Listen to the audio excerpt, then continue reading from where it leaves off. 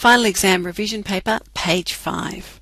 So for question 27, we want to find our integral of the square root of 4x minus 1 here. So we're going to start here. We'll change our square root into here 4x minus 1 to the power of a half dx. So here we've got our 4x minus 1. We add 1 to a half, we get 3 on 2. We divide by this 3 on 2, and remembering we also divide by here our du on dx. So here multiplied by 4 plus our constant c.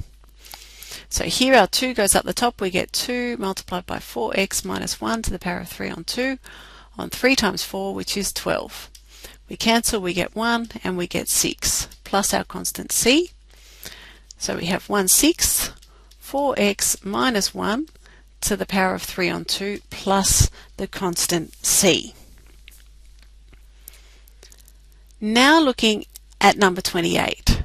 So we want to find our area under the curve, so we know we need to integrate between x is 1 and x is 3.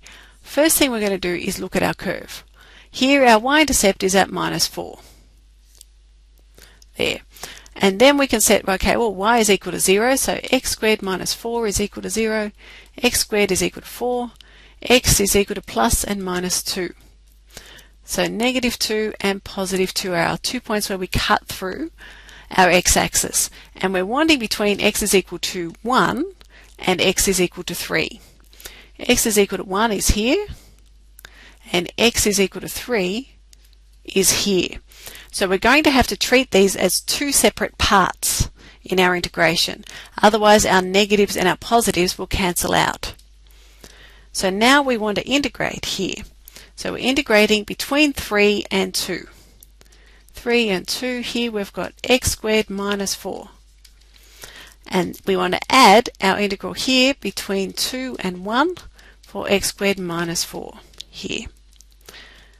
So we put this in, we've got x cubed on 3 minus 4x here between 3 and 2, and the same here, x cubed on 3 minus 4x between 2 and 1. So we substitute our values in. So for 3 cubed is 27 on 3, minus 4 times 3 is 12, minus here 2 cubed is 8 on 3, minus 4 times 2 is 8, plus here, this is going to be the same because it's still 2, 8 on 3 minus 8, minus here 1 on 3 minus 4. Okay, so we substitute down, we've got our numbers here, so end up here, our first one, 9 minus 12 will give us minus 3, minus here 8 on 3 minus 8 will give us minus 16 on 3, plus here 8 on 3 minus 8 will give us negative 16 on 3, minus a third minus 4 will give us negative 11 on 3. And we can say, well, here negative 3 is going to be, well, negative 9 on 3, so now we have them all with 3 as our denominator, so it's a little bit easier to work with. Minus 9 minus minus 16 should give us 7 on 3. Minus 16 minus minus 11, so plus 11, should give us 5 on 3 here. So remembering this will be a negative, but we're going to use the absolute values. So we'll use our absolute value of the negative here. So 7 plus 5 gives us 12 on 3 will give us 4 units squared. Okay, now moving on to 29. And 29 looks more complicated than it really is. What we have to do with 29 is think, well, we've only got x as our denominator.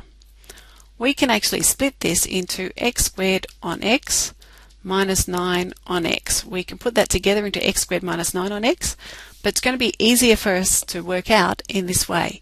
We cancel out our x and our squared here, so we're going to have our integral of x minus 9 on x dx here. So we work through this one here. X becomes x squared on 2, And then 9 on x is the same as 9 times 1 on x. So it's minus 9 times our natural logarithm of x plus our constant c. And now for number 30. They've given us a clue in the question here. We want to integrate here 3x squared multiplied by the square root of x cubed plus 5 dx. And we've given us the substitution u is equal to x cubed plus 5. So they've given us this u, so we're going to differentiate du on dx becomes 3x squared. And we can say, well, we can multiply our dx across. Du is equal to 3x squared dx. And we notice, well, here we have 3x squared, here we have dx. Here we have our u is x to the power of 3 plus 5. Here we have x to the power of 3 plus 5 here. So what we can do is our integral here, we've got 3x squared, square root of x cubed plus 5 dx here. So we think about this, well, this part and this part becomes just du. And here, this is our u. So we have the square root of u du. And now we're differentiating with respect to u. So we have our integral of u to the power of a half, differentiating with respect to u. So here a half becomes plus 1, 3 on 2, divided by 3 on 2, plus our constant c. Here becomes 2u to the 3 on 2, divided by 3, plus our constant c. And we can put in here our value for u back in. Be 2 on 3, we've got x cubed plus 5 to the power of 3 on 2, plus our constant c.